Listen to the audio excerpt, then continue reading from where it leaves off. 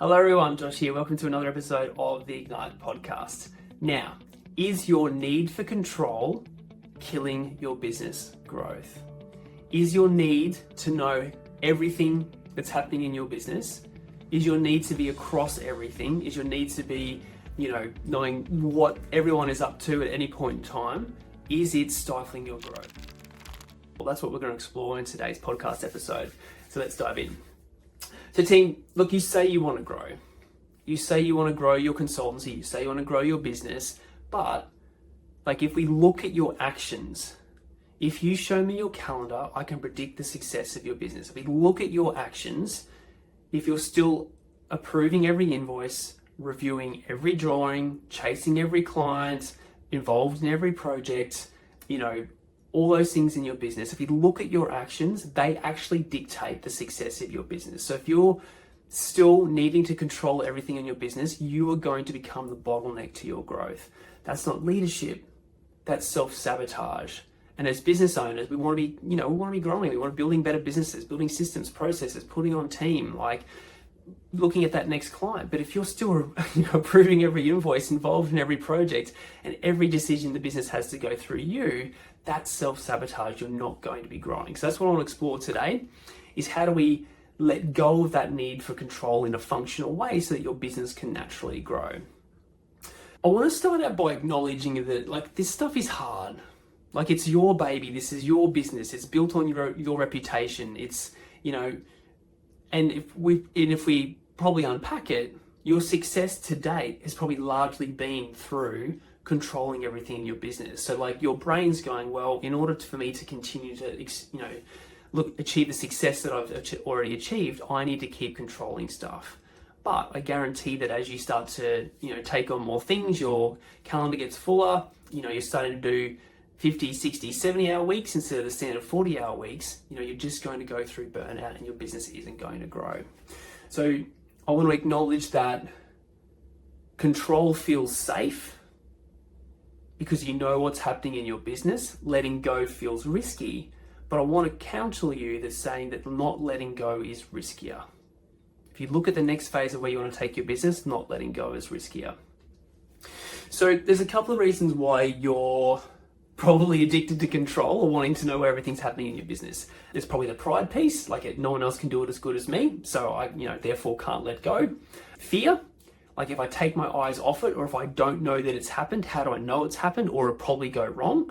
So there's pride and there's fear and there's history. I've been burnt before when I let go of things, or I've trusted a team member, or I've, delegated this piece. I've been burnt before, therefore brain goes, I'm not going to do that again. So those three things are largely what will be contributing to you wanting to retain control in your business: pride, fear, and history. And there's this other little element that I see not every now and then, which is it feels good to be the smartest in your business. It feels good to be the most capable person in your business. And this impacts this. I see this happen a lot, actually. It impacts your hiring decisions. It impacts your delegation decisions, because unconsciously, you don't want to hire someone that's smarter than you, or unconsciously, you don't want to delegate to someone who becomes better than you at a certain thing in your business. And so it feels good to be the smartest and the most capable, but it's actually holding back your growth. So sometimes we've got to look at that piece as well.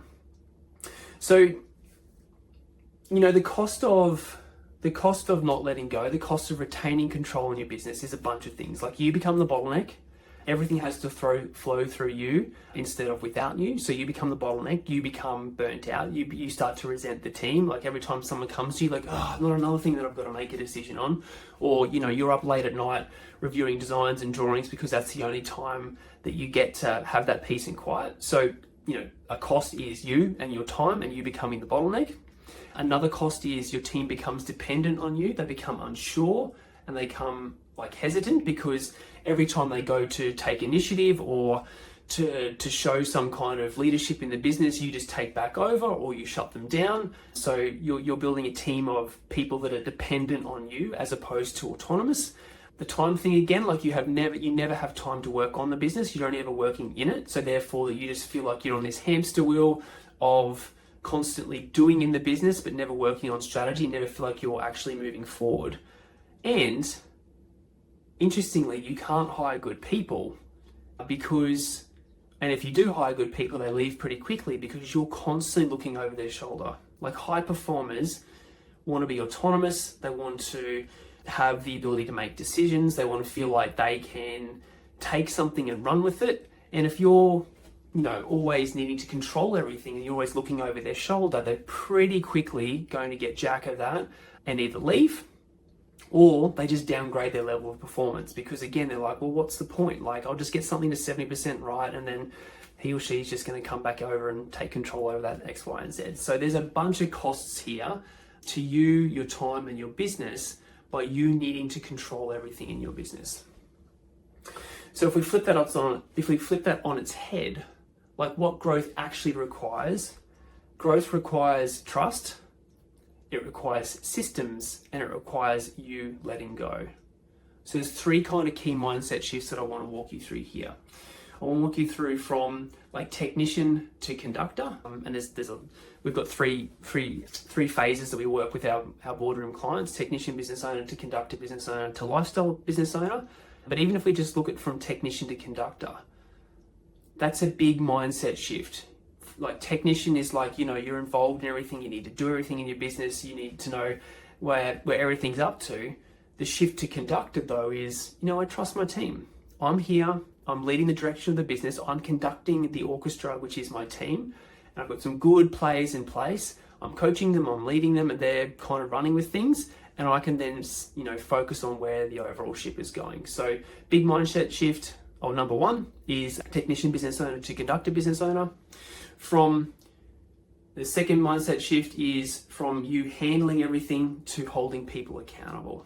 So that's a big mindset shift as well. Like you being involved in everything to you just holding people accountable to what they said they will do, to milestones, to deadlines, that sort of stuff. But largely how they do their job is up to them. And then from the third mindset shift is from perfection to progress. And this is a massive one.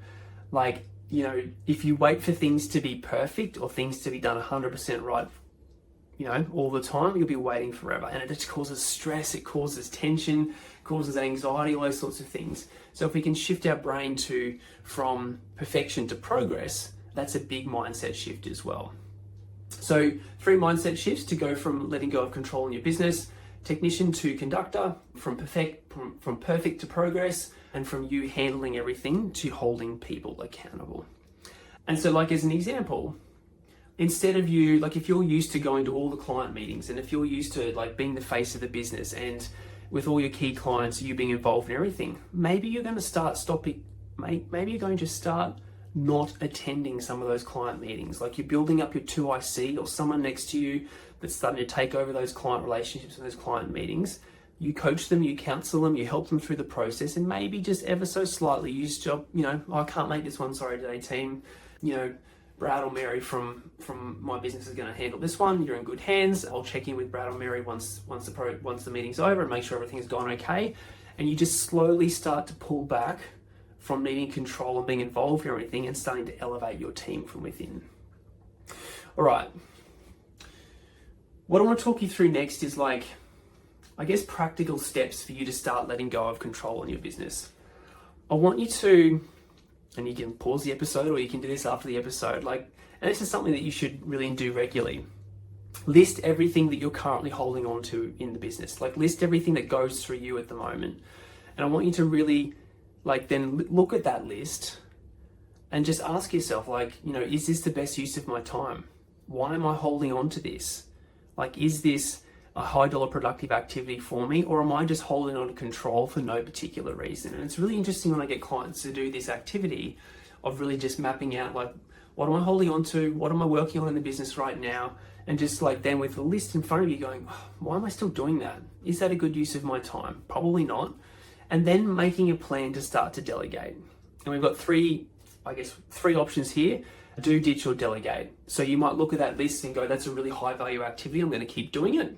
That's actually a complete waste of my time and everyone's time in the business, I'm going to ditch it completely, or I'm going to delegate and get some help and get some other people in the business working on it.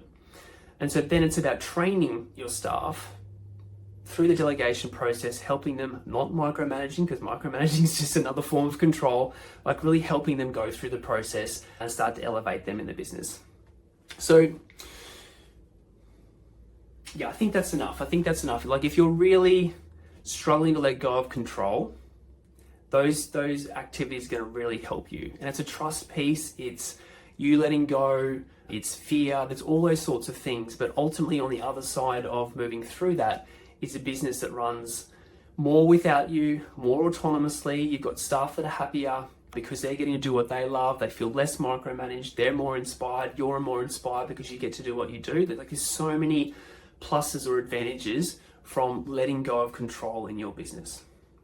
So a challenge for you. I'd